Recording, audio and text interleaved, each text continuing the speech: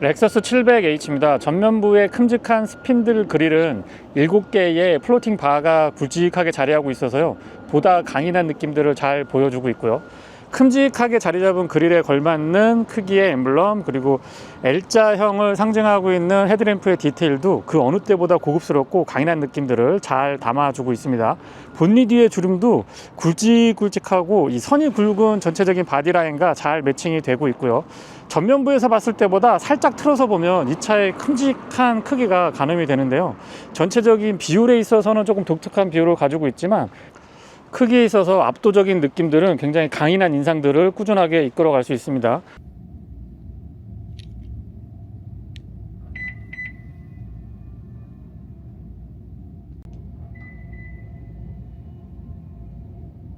뒷좌석 도어를 열었을 때 아래쪽에 리플렉터가 흰색으로 꼼꼼하게 잘 들어가 있습니다.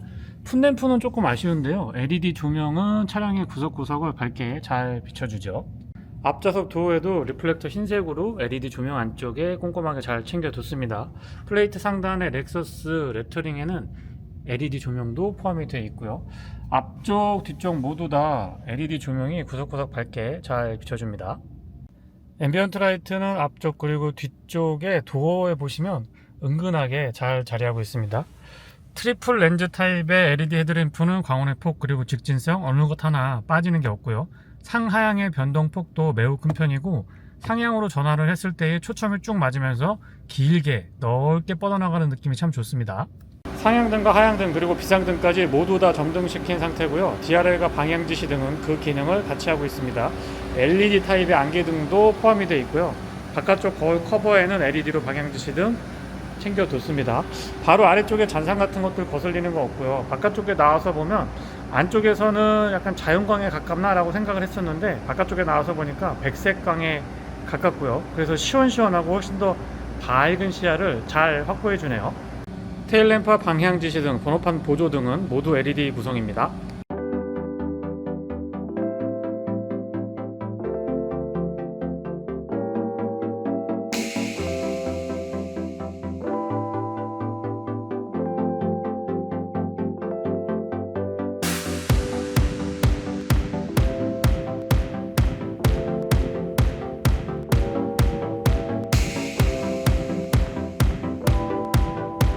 측면에서 봤을 때의 비례감이나 균형감 같은 것들을 보면 전장에 비해서 휠베이스가 약간 애매하게 보일 수도 있는데요, 렉서스 측에서는 가장 이상적인 비율, 오프로드 성능을 잃지 않으면서도 편안하고 안락한 승차감을 제공할 수 있는 그 비율을 만들었다고 하는데 어색한 느낌은 들고 있지 않습니다. 휠은 큼직하게 잘 자리하고 있고요.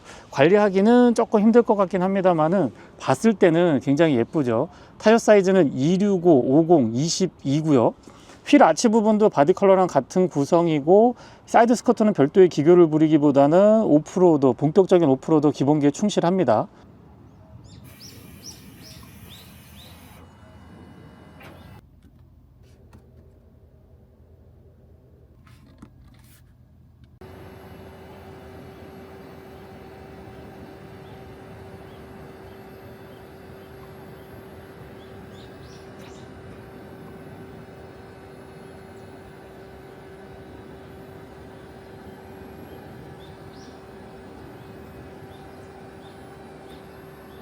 사이드 스텝도 보시면 고정식으로 두툼하게 아주 든든한 느낌들 가져가고 있고요. 아웃사이드 미러는 큼직한데요, 도어에 고정이 되어 있어서 안쪽에서의 개방감 같은 것들 조금 더 가져갈 수가 있고, 유리 주변부 몰딩은 크롬 타입이고요. 반딱반딱하게 빛이 나는데 과하다는 느낌은 들고 있지 않고요. 루프렉은 약간 매트한 느낌의 은색입니다. 주유구 커버는 안쪽에서 버튼을 눌러서 열 수 있도록 구성이 되어 있고요. 캡은 많이 돌리지 않아도 되기 때문에 사용이 편리한 장점이 있습니다. 앞쪽에서부터 뒤로 넘어오는 라인도 좀 든든하면서도 여유 있다라는 느낌을 받게 되고요. 큼직한 스포일러 때문에 와이퍼가 히든 타입으로 안쪽에 좀 숨어 있었으면 어떨까 싶은 생각도 해보게 되는데 그런 부분들은 개인적으로 살짝 아쉽습니다. 앞쪽뿐만 아니고 뒤쪽의 테일램프도 렉서스 특유의 L자형 디자인을 고수하고 있는 것 같고요. 뒤에서 봤을 때에는 테일라이트가 길게 연결되기 때문에 안정감 같은 것들은 보기에 참 좋습니다. 범퍼의 디테일도 괜찮고 조금 공격적인 느낌들도 가져가고 있습니다. 아래쪽에 이 스페어 타이어 장착되어 있고요. 구경이 큰 머플러가 적용이 되어 있어서 이 차량의 성능은 어느 정도 가늠할 수가 있고요. X자 밑에 있는 버튼을 살짝 누르면 전동 테일게이트 작동이 됩니다. 안쪽에 공간 여유가 좋고요. 지금 시승 차량에는 오토만 시트, 운전석이 아닌 조수석 뒤쪽에 좌석만 오토만 시트가 적용이 되어 있어서 공간을 조금 일반 모델보다는 덜 활용할 수 있을 듯 보이는 것 같습니다만, 어쨌든 공간 자체가 굉장히 넓고 여유가 좋습니다. 측면의 LED 조명은 지금 운전석 쪽으로만 있고요. 220V 파워 아울렛 같은 것들 꼼꼼합니다. 위쪽으로 보시면 이 수동 손잡이 같은 것들도 잘 배치를 해 뒀고요. 스피커도 25개죠. 그래서 곳곳에 스피커가 보이는데, 이렇게 보시면 이 루프 쪽에도 스피커가 널찍하게 잘 자리 잡고 있는 걸 보실 수가 있습니다. 버튼 누르면 전동 테일게이트 닫을 수가 있고요.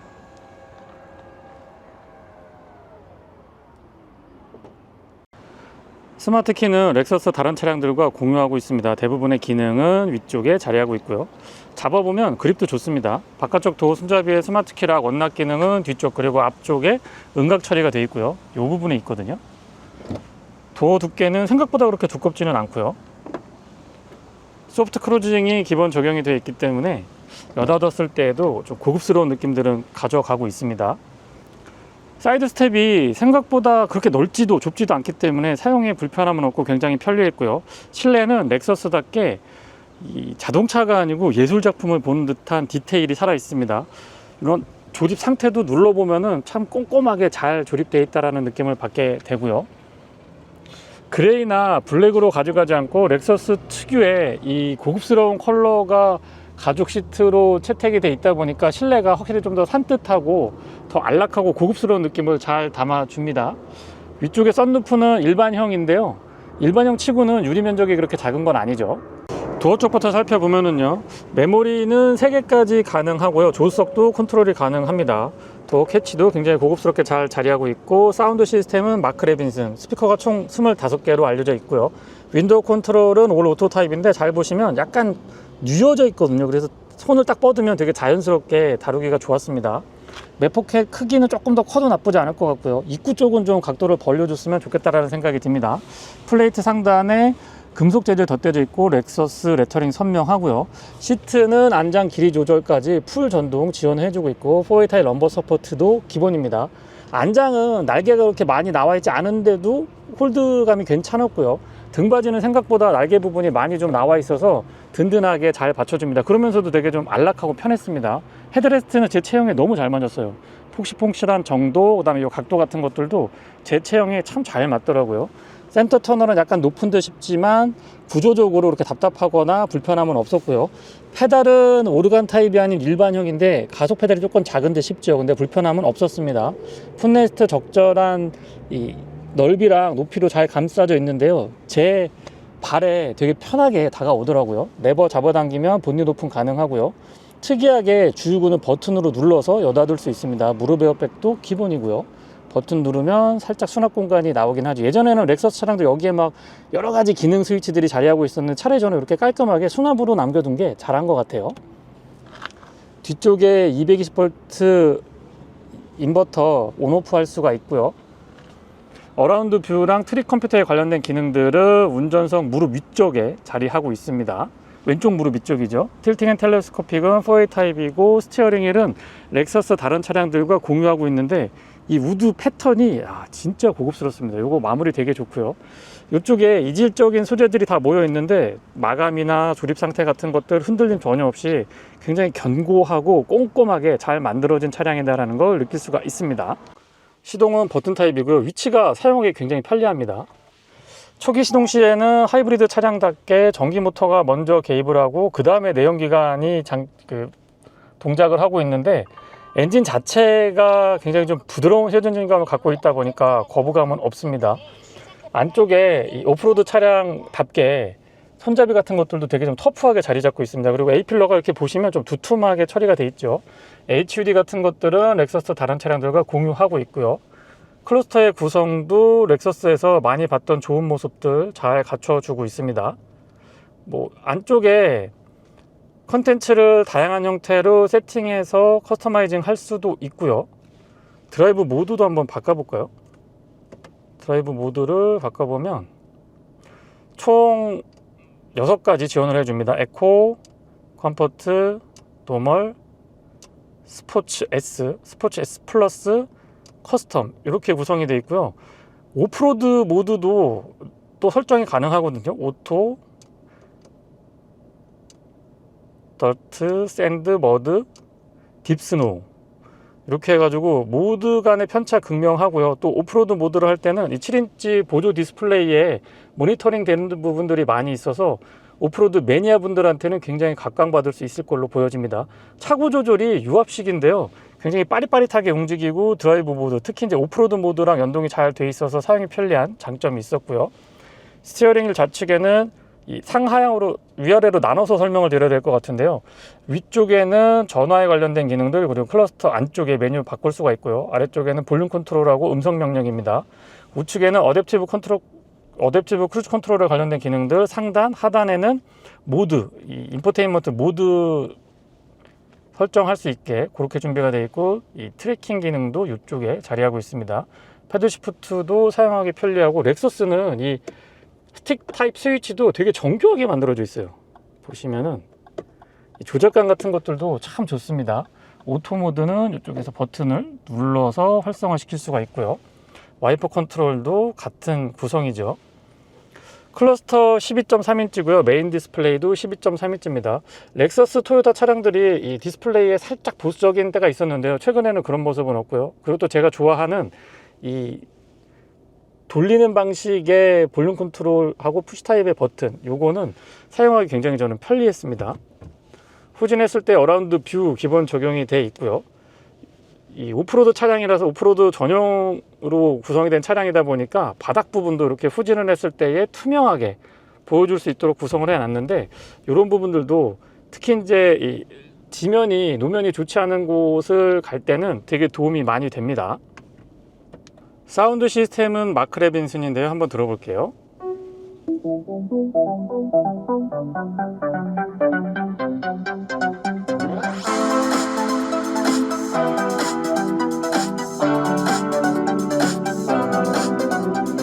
고음, 중음, 저음 어느 것 하나 빠지는 게 없고요.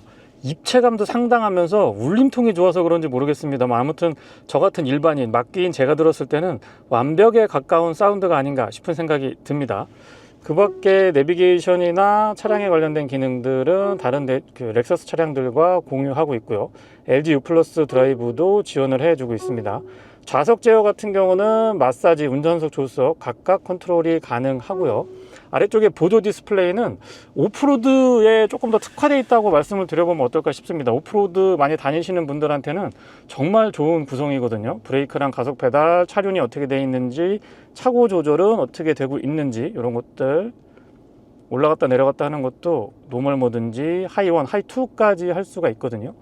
그리고 이 G포스 같은 경우도 어떻게 되어 있는지, 이 안에 공조장치 컨트롤이 이렇게 딱 녹여져 있는데, 여기 있는 것보다 차라리 이쪽에서 터치도 가능하니까요. 조작감도 좋습니다. 물론 그 아래쪽으로 물리키가 잘 자리하고 있긴 합니다만은, 이 구성이 저는 굉장히 아이디어가 좋지 않나 싶은 생각을 하고 있습니다. 공조장치 컨트롤은 다른 렉서스의 차량들과 동일하고요. 드라이브 모드는 여기에서 버튼 타입으로 구성이 되어 있습니다. 크루즈 컨트롤이나 DAC 또는 MTS라고 해서 이 오프로드에 관련된 기능들은 별도 설정을 하고 들어갈 수가 있습니다. 드라이브 모드 셀렉트는 돌리는 방식이고요. 아래쪽에 저는 여기가 스마트폰 무선 충전인 줄 알았더니 그냥 약간의 수납 공간이고, 스마트폰 무선 충전은 뒤쪽에 있습니다. 열선하고 통풍은 각각 3단으로 조절 가능하고요. 오토 모드가 있어서 뭐 별도로 건드리지 않아도 편리하게 사용할 수 있는 그런 장점이 분명합니다. 스티어링이나 열선도 기본 2단 조절이 가능한데요. 오토 모드까지 설정할 수가 있습니다. 주차 보조랑 HDMI 단자, 그리고 USB-C 타입으로 충전 입력 단자 각각 갖춰두고 있고요. 기어 노브도 토요타 렉서스 차량들이 공유하고 있는, 최근에 이렇게 좀 짤막하면서도 고급스럽고 조작감이 좋게 그렇게 구성 잘 돼 있고요. D에서 R까지 한 번에 넘어가고, P는 버튼 타입입니다. 그리고 오프로드에 관련된 기능들, 자세 제어 장치, 차고 조절, 참고로 에어 서스펜션이 아니고 유압식이죠. 오토홀드랑 전자식 파킹 브레이크, 컵홀더는 오픈 타입으로 2개고요. 이 암레스트가 널쩍해가지고 운전석 조수석에서 공이 사용할 수가 있고, 여기가 쿨링박스거든요. 굉장히 좀 시원하게 잘 자리하고 있는데, 이 쿨링박스는 운전석 그리고 조수석에서 이렇게 여닫을 수가 있습니다. 조수석 수납은 누르는 방식이고요. 살짝 눌러보면 천천히 떨어지고, 확 밑에까지 열리니까 개방감이 좋습니다. 그리고 트레이 같이 이렇게 딱 안에가 파티션이 되어 있어서 흘러내리지도 않고요. 공간도 적당합니다. 위쪽으로 올라가는 재질도 신경 많이 쓴 거를 알 수가 있고요. 이 선바이저는 좀 두툼합니다. 거울은 LED 조명이 커버에 연동이 되어 있는데 크기가 조금 아쉽긴 하네요. 클립 같은 것들이 있어서 이 카드 같은 거 좀 끼워 놓을 수 있게 해놨으면 더 좋지 않았을까 싶은 생각이 들고요. 인슬라이딩 타입의 일반형 썬루프 적용이 되어 있습니다. 실내등은 모두 LED 구성이고요. 미러는 테두리 부분이 투명하진 않은데 얇기 때문에 시야 좋은 편이고, 디지털 기능이 있습니다. 그래서 보시면 밝기 위아래 각 이렇게 기울어짐 조절, 확대, 그리고 오토 모드로 밝기 조절할 수가 있고요. 렉서스가 이 디지털 미러 되게 정교하게 잘 만든 것 같아요. 제가 정교하다는 말을 많이 쓰게 되는데, 오차가 적고 균일하게 이 화면을 잘 유지하고 있거든요. 거기에 발열도 그렇게 또 심하지 않습니다. 바깥쪽 거울은 하우징 크기에 걸맞는 거울 크기 잘 배치가 되어 있고요. 광각 처리도 적절하게 잘 되어 있어서 시야 시원시원한데요. 뒷좌석입니다. 도어 개폐각 적당하고요. 유리 부분이 면적이 넓기 때문에 개방감 좋습니다. 유리는 끝까지 내려가고 이중접합 차음줄입니다. 전동이 아닌 수동 선쉐이드도 꼼꼼하게 잘 갖춰주고 있고, 기본적인 디자인은 앞쪽하고 같습니다. 오르고 내릴 때도 큰 부담감은 없고요. 이 차는 VIP 트림이다 보니까 최고급 트림이거든요. 그래서 조수석 뒤쪽에 오토만 시트 장착이 되어 있어서 시트가 차지하고 있는 면적이 조금 있다 보니까 가운데 부분 공간은 조금 아쉽게 느껴질 수도 있습니다. 발 공간 적당하고요. ISO 픽스 기본 적용이 되어 있고, 헤드레스트가 큼직한데요. 쿠션 적당하고 목 각도를 잘 맞춰주기 때문에 그런 부분에서 굉장히 편리했습니다.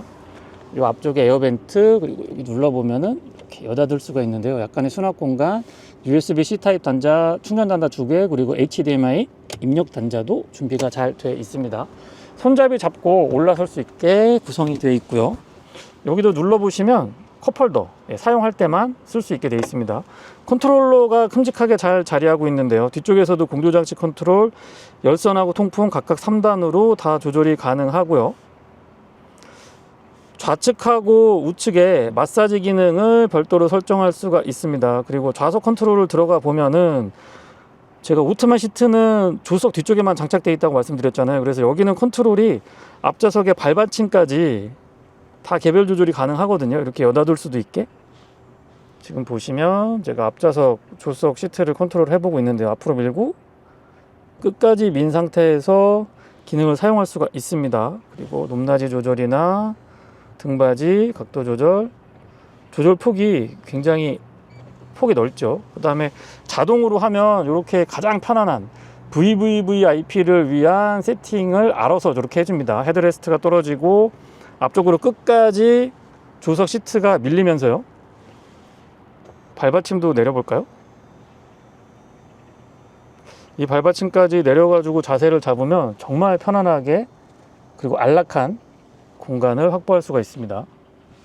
보통 이런 자세는 그 플래그십 세단에서나 볼 수 있었는데, 렉서스 LX 700H에서는 완전히 가능하죠.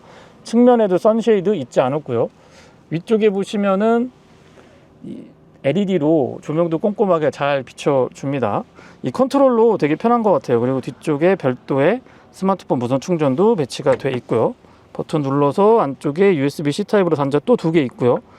헤드셋 연결할 수도 있고 12V 파워 아울렛, 그리고 굉장히 깊은 공간, 수납 공간 넉넉하게 잘 마련을 해줬습니다. 롤백 기능도 있거든요. 롤백 기능 작동하면 원터치로 알아서 세팅 전의 위치로 돌아갑니다. 모니터는 11.6인치가 장착이 되어 있고요. 좌우측에 독립된 형태의 인포테인먼트를 충분하게 만끽할 수 있기 때문에 장거리, 장시간 차량에 있을 때 요긴하게 사용할 수가 있습니다. 뒤쪽에서 봤을 때 앞쪽 공간 여유로우면서 고급스럽고요. 그러면서도 이 랜드크루저에서 봤던 약간 터프한 느낌보다는 조금 더 고풍스럽고 안락하면서 고급스러운 느낌들을 잘 담아주고 있습니다. 도심에서 주행을 할 때 차량 크기에 대한 부담보다는 이 높이가 조금 차고가 조금 있다 보니까 그 부분에 있어서 적응에 시간이 좀 필요했습니다. 통상적인 SUV들보다도 바디온 프레임 바디를 채택해주고 있기 때문에, 그리고 이 차는 토요타의 대표적인 오프로더 랜드크루저의 고급형 모델이다 보니까 그런 부분에서 조금 차고가 약간 높게 느껴지고요. 또 차고가 약간 높다 보니까 시야가 좋은데, 그래서 그런지 모르겠습니다만 그렇게 너무 커서 내가 조작하기 힘들다, 그 정도의 차량 크기는 안 와닿더라고요. 그런 부분은 장점 중에 하나가 아닐까 싶고요. V6 트윈 터보 엔진 기반의 하이브리드 시스템을 갖추고 있는데요. 내연기관은 415마력에 66.3kg/S의 토크를 발휘하고요. 토탈 시스템 출력은 464마력으로 기억을 하는데, 이 발진 가속력도 그렇고 2톤이 훌쩍 넘는 이 묵직한 차량을 도심에서 순발력 있게, 그리고 기동성이 아주 좋은 느낌을 전달을 해줍니다. 킥다운 같은 거 해보면 이 노멀 모드에서도 쭉쭉 치고 나가는 이런 느낌들 같은 것들 너무 경쾌했고요. 10단 기어랑 매칭도 보통 10단 정도 되면 너무 올라갔다 내려갔다 하는 게 좀 거슬리지 않을까, 왜냐하면 단수가 너무 많다 보니까요. 근데 생각보다 미션 이 변속 충격이 되게 잘 억제가 돼 있어서 이게 지금 2단 3단 4단으로 올라간 건지 한 단만 올라갔다 내려갔다 하는 건지 헷갈릴 정도로 굉장히 제어가 잘 되어 있습니다. 복합 연비는 8km, 8km고요. 도심에서는 7.7, 고속도로에서는 8.5km인데 메이커 측에서 제시하고 있는 연비에 굉장히 가깝게 실연비를 확인할 수가 있었습니다. 100% 도심 주행에서는 6.8에서 7.5 정도가 나왔는데요. 이거는 연비를 전혀 신경 쓰지 않을 때고요. 뭐 에코 모드를 사용을 하거나 드라이브 모드를 적절하게 대응을 하면서 컴포트나 에코 위주로 사용을 했을 때에는 7.5에서 8.1, 7km 중반에서 8km 초반까지도 100% 도심 주행을 했을 때 어렵지 않게 확인할 수가 있었고요. 방음이 굉장히 잘 되어 있거든요. 액티브 노이즈 캔슬링 같은 것도 물론 적용이 되어 있다 보니까 지금 내연기관이 작동하고 있는데요. 트윈 터보 엔진이 사실상 부드러운 회전 질감이지만 두 개의 터빈을 갖고 있다 보니까 좀 울림 같은 것들이 있거든요, 특유의. 근데 렉서스 700H에서는 그런 울림 같은 것들도 되게 잘 제어가 되어 있고, 이 노면에서 올라오는 마찰음이나 이 타이어 마찰음이나 기타 여러 가지 잡음 같은 것들도 억제가 좋습니다. 물론 이중접합 차음률이 다 둘러져 있기 때문에 그런 부분에서 오는 정숙성도 무시할 수는 없겠지만은요. 거기에다가 내려서 만져보니까 패킹 같은 게 되게 부드러우면서도 꽉 물려서 치밀하다고 그럴까요? 그런 느낌들이 도심 주행을 할 때 뭐 큰 트럭이나 버스가 지나다니거나 공사장 주변 지나갈 때도 소음에 대한 스트레스가 적습니다. 물론 진동도 서스펜션 유압식 이 가변 제어 서스펜션이 장착이 되어 있는데 좀 많이 차가 표현이 그렇습니다만 먹는다고 할까요? 그런 부분들 때문에 운전자가 느끼는 스트레스는 굉장히 낮은 장점이 있습니다. 95년도인가요? 96년도부터 판매되기 시작한 차량이니까요. 국내에서는 이제라도 이 4세대 부분 변경 모델이 들어왔는데 이제라도 저는 굉장히 반기고 환영하는 모델입니다.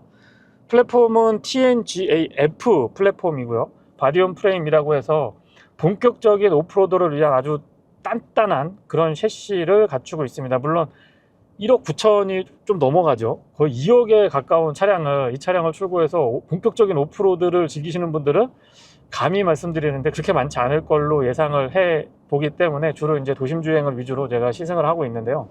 오프로드 성능이 정말 기가 막히거든요. 해외 리뷰 같은 것들 보면은 거의 무슨 말도 안 되는 하드코어한 오프로드도 충분한 주파 능력을 갖추고 있는 차량이 바로 렉서스 LX700H입니다. 토요타의 병렬식 하이브리드를 장착하고 있습니다. 알터네이터랑 스타터 두 개의 모터가 유기적으로 잘 결합이 되어 있어서 연비뿐만 아니고 출력 부분에서도 충분한 도움을 받을 수가 있습니다. 어쨌든 오프로드 차량이니까 몇 가지 스펙을 말씀드리면 도하 능력은 70cm까지 가능한 걸로 알고 있고요. 진입각이 22도, 탈출각이 21도 정도로 기억합니다.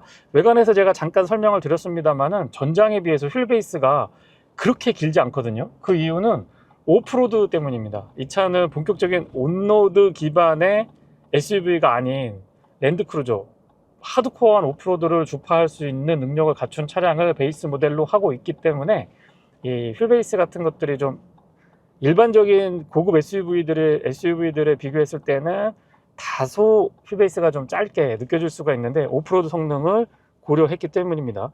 유압식 서스펜션은 차고 조절이 가능한데요. 최저 27mm부터 최대 103mm까지 조절 폭도 꽤나 큰 편이죠. 디퍼런셜 락도 지원을 해주고 있고 크롤 기능, 그러니까 이 오프로드 크루즈 컨트롤이라고 표현을 하시는 분들도 많이 있는데 올라가고 내려갈 때 가속 페달과 이 브레이크 페달을 반복해서 오프로드에서 이렇게 막 조작하다 보면 그게 또 은근히 신경도 쓰이고 발에 피로도가 좀 쌓이거든요.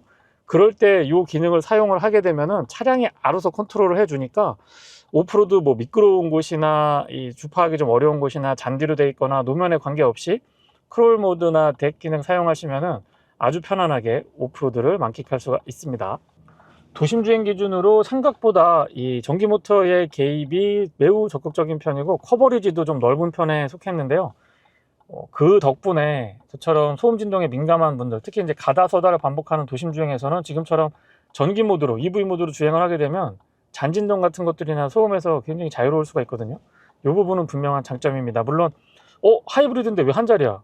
연비가 이렇게 나죠? 이렇게 생각하시는 분들도 계신데 이 차의 하이브리드는 연비보다는 친환경적인 어떤 이 내연이라든가 배기가스에 있어서 친환경적인 부분들, 그리고 도심에서 가다 서다를 반복할 때 소음 진동, 거기에 출력을 좀 보조받는 그런 하이브리드 시스템으로 결이 조금 다르다고 할 수 있죠.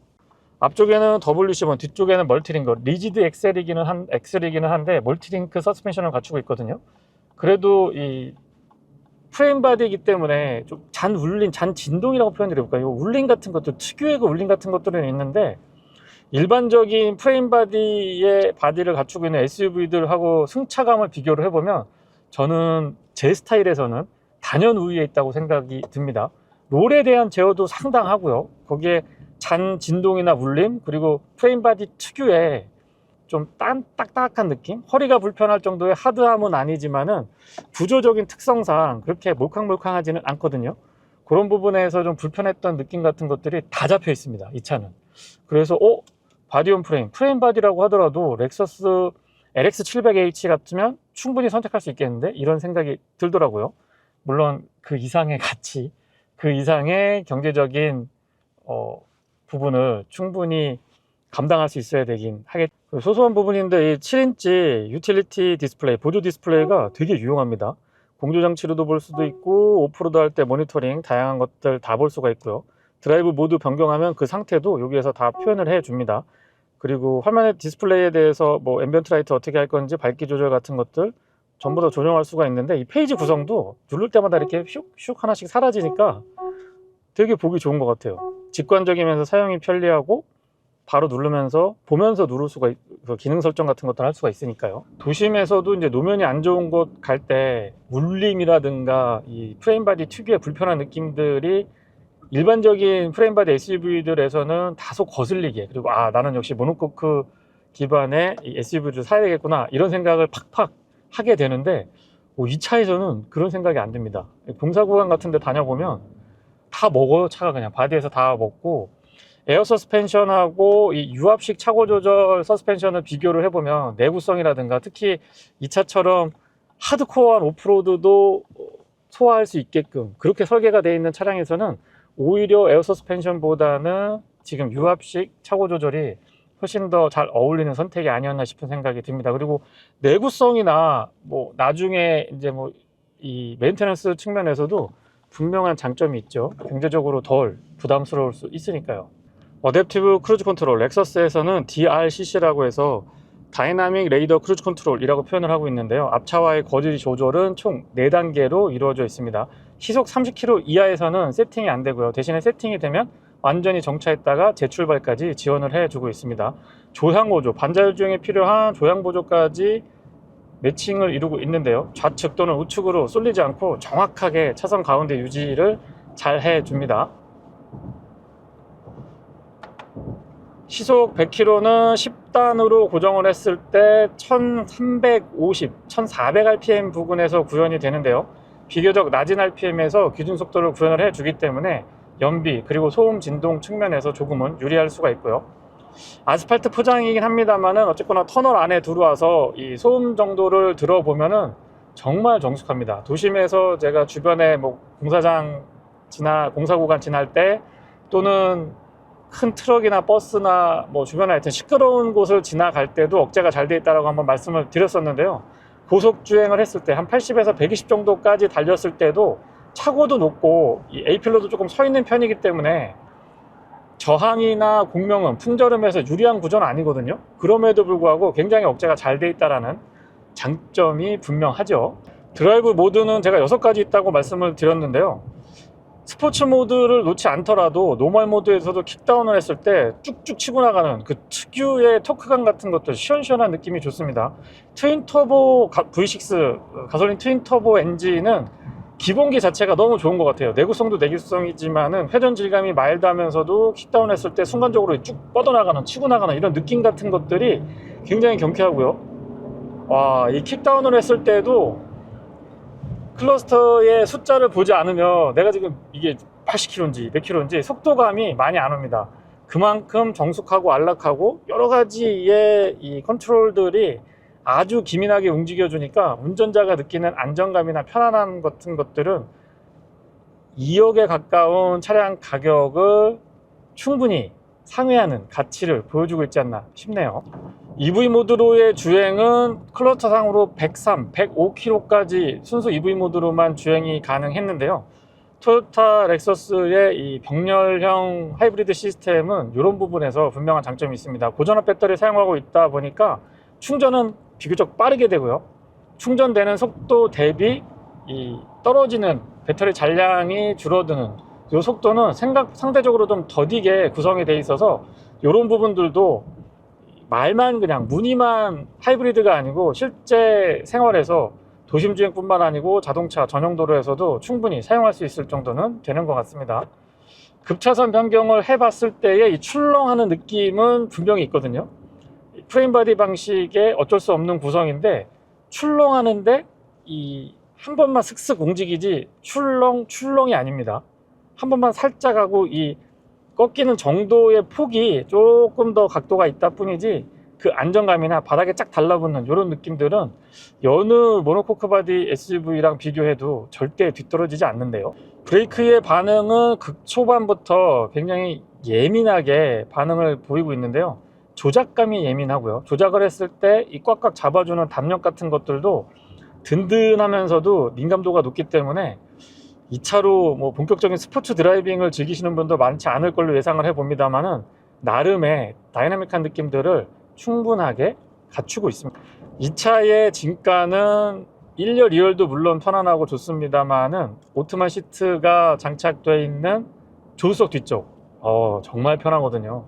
여느 플래그십 세단이 부럽지 않을 정도로, 왜냐하면 차고가 또 높다 보니까 거기에서 오는 좀 탁 트인 개방감 같은 것들이 있거든요. 시야가 일단 좋아서 그런 부분에서의 만족도 뿐만 아니고 오토만 시트가 아주 제대로 들어가 있어서 발 쭉 뻗고 좀 편안하게 쉬면서 장시간 주행을 하더라도 VIP 시트에 앉아 있는 사람은 그렇게까지 피로도를 느끼지 못할 것 같아요. 스티어 성향은 후륜구동 베이스 차량 특유의 느낌들이 전달이 되는데요. 4륜구동 시스템이 워낙에 빠릿하게 반응하고 또 그립 컨트롤이 민감하다 보니까 그런 부분에서 제가 느꼈을 때는 거의 뉴트럴한 것 같아요. 코너링에서 속도를 조금 높여봤을 때도 되게 뉴트럴한 느낌들이 들어서 이 얘기는 조작하기 쉽다는 얘기입니다. 누구라도 좀 편안하게 탈 수 있고 또 다이나믹한 느낌을 받기 위해서 스포티하게 차량을 조금 거칠게 몰아붙여 보더라도 컨트롤이 내가 소화할 수 있는 범위 안에 충분히 들어와 있다는 반증이겠죠. 1열과 2열의 승차감 차이가 있다라기보다는 시트 때문에, 특히 조석 뒤쪽에 오토만 시트가 너무 편하다 보니까 승차감이 차이가 확 나는 것처럼 그런 느낌도 있었습니다. 요거는 승차감 자체의 차이보다는 시트의 일반 시트랑 오토만 시트의 차이가 좀 크기 때문에 느꼈던 게 아닌가 싶고요. 마사지 기능도 운전석 조석에 포함이 되어 있는데요. 이렇게 포인트를 꼭꼭 누르는 이런 스타일이 아니고 약간 폭 넓게 이렇게 꾹꾹 눌러주는 이런 느낌이라서 진짜 이 가정에서 많이 사용하시는 마사지 시트랑 비교할 수는 없습니다만 장거리 여행을 할 때, 장시간 차량에 앉아있을 때의 피로도를 낮추는데 한몫 단단히 거들고 있죠. 연비는 고속도로 공인연비가 8.4, 8.5 정도로 기억을 하는데요. 간헐적이긴 합니다. 에코 모드로 놓고 정말 연비에 많이 신경을 썼을 때 두 자리 10.3, 10.8 이렇게 나오기는 했었는데, 평균적으로 보면 8km 후반에서 9km 초반 정도의 실연비 보시면은 아마 거의 정확하지 않을까 싶습니다. 높은 차고로 시원한 시야를 보여주고 있고요. 거기에다가 이 서스펜션 자체가 몰캉거리지도 않고 그렇다고 너무 하드하지도 않으면서 적당히 바운싱을 주면서 몸을 아주 잘 잡아주니까 고속도로에서 진짜 어디 더 긴 구간을 달리고 싶은 욕망이 끌어오르는 너무 자연스러운 제 모습을 발견하게 되는데요. 다른 것보다 이 오프로드 주파 성능이야 뭐 다른 영상이나 아니면 해외 영상, 특히 이제 그 하드코어한데 이렇게 주파하는 거 나오는 영상들이 있거든요. 그런 거 참고해 보시면 되고, 온로드 일반적인 뭐 도심에서나 자동차 전용 도로나 아니면 국도 구간에서의 편안한 느낌은 제가 지금 전달드리는 이 영상으로 한번 느껴보시면 좋을 것 같습니다. 진짜 편하거든요. 야, 어떻게 이런 승차감이 나오죠? 프레임바디 차량인데. 시야 자체가 약간 이렇게 몸을 감싸 안아주고 있는 것 같고, A필러도 되게 두툼하게 처리가 되어 있어서 조금 막혀 있는 듯 하지만, 플래그 타입으로 아웃사이드 미러가 크긴 한데 플래그 타입으로 빠지면서 유리 면적이 벨트라인이 좀 낮은 편이거든요, 이 차가. 그러다 보니까 거기에서는 전체적인 개방감 때문에 딱 앉아 있으면 되게 편안합니다. 그리고 앞이 이렇게 탁 트여 있다라는 느낌이 더 기분 좋게 해주는데요. 하이브리드 차량이고요. 프레임바디에 하드코어한 오프로드를 주파할 수 있는 차량에서 이 킥다운을 했을 때에 쭉 뻗어나가는 이런 스포티한 주행 질감을 여러분들한테 강조할 거라고는 제가 예상하지 못했는데요. 이 LX700H는 편안함과 고급스러움 뿐만 아니고 이 육중한 몸매, 이 큰 차체에 육중한 몸을 가지고서 날렵하게 아주 다이나믹한 움직임을 보여주는데 진짜 매력 있습니다. 그리고 반복해서 풀브레이킹 테스트 같은 거 했을 때에도 정말 자세 제어가 좋았고요. 흐트러지거나 좀 불안한 느낌들도 쉽게 찾아볼 수는 없었습니다. 그리고 LSS 플러스 렉서스 세이프티 시스템이었던가요? 그 ADAS에 관련된 기능들도 빠진 걸 찾는 게 더 쉬울 거예요. 최근에 나와 있는 토요타 렉서스 차량들에서 적용이 되어 있는 모든 ADAS에 관련된 기능들이 다 들어가 있습니다. 거기에 주변의 이 구간의 속도라든가 제한 속도를 인식할 수 있는 기능까지 추가가 되어 있어서 크게 그렇게 차량에 신경을 많이 안 써도 교차로에서 감속하는 부분들, 후진할 때 뒤쪽에서 컨트롤해서 막아주는 부분들, 그리고 이 표지판 인식해가지고 속도 맞춰주는 부분, 어느 것 하나 빠지는 게 없습니다. 오히려 없는 걸 찾는 게 더 쉬울 거예요. 거의 없는 게 없지만은요. 최근에 나와 있는 대부분의 ADAS에 관련된 기능들은 다 들어가 있습니다. 도심 주행과 고속도로 주행, 그리고 이 국도 구간 어느 도로 조건에서도 너무너무 잘 어울리는 차량이라고 생각이 들고요. 이 와인딩 로드에서 되게 무겁거든요, 차가. 근데 출력이 또 그 무게를 충분히 감당하고 약간 남을 정도의 여유가 있다 보니까 브레이크 쪽보다는 와인딩 로드에서 이 가속 페달에 자꾸 힘이 들어가는 제 모습을 발견할 수가 있었습니다. 그만큼 차량이 잘 버텨줘요. 거기에 이 그립 컨트롤이 또 받쳐주니까 차고가 높고 약간 출렁임이 있는 프레임바디 특유의 승차감을 좀 상쇄시켜주는 부분이 있는 것 같습니다. 덕분에 운전자는 자꾸 이 속도를 내게 되는 그런 제 모습을 발견할 수가 있게 되더라고요. 고속 직선 크루징을 할 때의 보타도 크지 않았고, 코너링에서 앞쪽이 WC7인 덕분도 있지만 전체적인 밸런스 때문에 더 그런 것 같게 느껴지거든요. 되게 날카롭게 돌아나갑니다. 이 2톤이 넘는 풀사이즈 SUV에서 제가 코너링이 날카롭다는 얘기를 할 거라고는 저는 예상을 못했는데 이 차는 그래요. 그러면서 부드럽고 편안한 느낌은 고스란히 간직하고 있거든요. 운동도 잘하고 공부도 잘하고 뭐 부모님 말도 잘 듣고 교우관계도 좋은 그런 학생 같은 느낌이랄까요? 도로도 좁고 정말 노면이 안 좋거든요. 제가 계속 테스트하는 구간인데 갈라져 있고 파여 있고 아주 난립니다. 울렁울렁하고. 근데 이렇게 가보면 대부분의 출렁임이나 갈라진, 그리고 푹 파여 있는 것들, 그리고 과속방지턱 이렇게 넘어보더라도 거의 다 걸러줍니다. 바디에서. 와, 이 차 프레임 바디 맞나요? 어떻게 이런 승차감이 나오는지 모르겠습니다. 그리고 도로가 좁다고 하더라도 이 차고가 또 높다 보니까 시야 확보에서 유리하거든요. 그래서 이 도로가 좁았을 때 차량 크기에 대한 부담감이 생각보다는 크지 않았어요. 그런 부분도 장점이겠죠. 이 차량 장르가 분명하기 때문에 조금 아쉬운 점, 단점이라고 보긴 어렵고요. 조금 아쉬운 점은 일반인 기준에서, 제 기준에서 봤을 때 이제 비용, 차량 가격이 가치가 높고 낮고는 아닙니다. 차량 가격이 일반인 측면에서 조금 부담스러운 부분이 있고, 연비 두 자릿수였으면 좋겠는데 어쨌든 그런 부분들 조금 아쉽긴 하고요. 조금 전에 지났던 과속방지턱이 짧고 높거든요. 근데 이렇게 지나보면 그냥 스무스하게 차가 밑에서 다 먹어주기 때문에 노면은 그렇게 신경 쓰지 않고 그냥 편안하게 달릴 수 있는 그런 차량이 바로 렉서스 LX 700H가 아닐까 싶습니다.